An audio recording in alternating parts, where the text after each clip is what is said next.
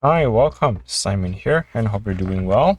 In this video, we'll be troubleshooting this Asus gaming laptop. According to my client, he said that there was water damage to the computer and the computer is not turning on. I'm pressing the power button, has no power, it doesn't turn on. Plug in the charger. There's no adapter lighting on that indicator. So let's take a look and see what is inside, what happened to it, and hopefully we can fix it. I'm using a Phillips screwdriver, removing all the screws here.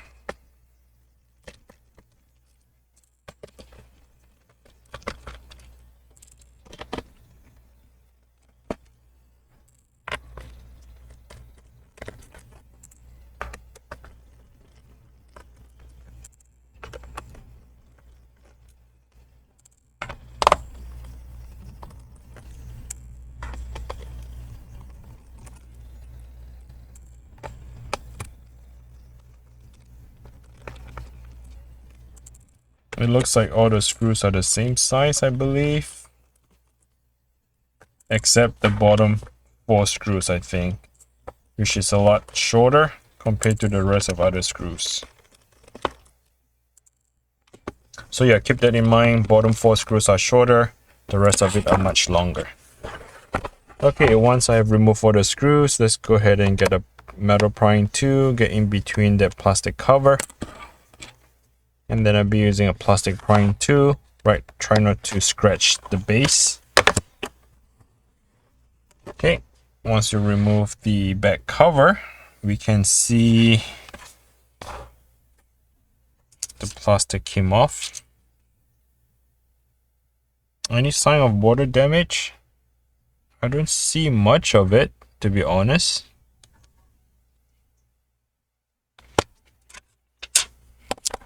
Okay, what I'm gonna do is to disconnect the battery. I need to slide that metal slot. So you kind of need to push that metal slot to the right and then lift up the connector like so. Okay. I just push the metal slot back together.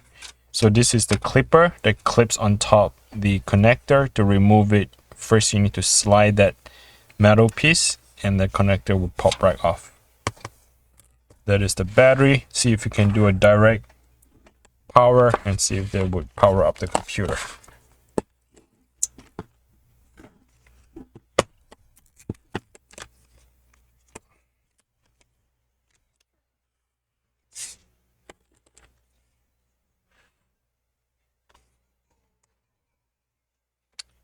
Yep, I still have no sign of power. Pressing the power button, still have nothing else in there.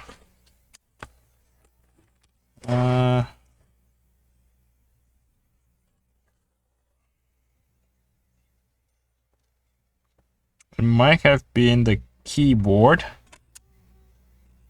It might have been the power button on the keyboard is not powering on. So I'm just gonna focus on recovering the data. Let's remove this one screw here. Slide the hard drive to my right. And be very careful with this. It is very sticky. The thermal pad is still stick onto the motherboard. So when you lift it up, you got to be gently, slowly separate that thermal pad.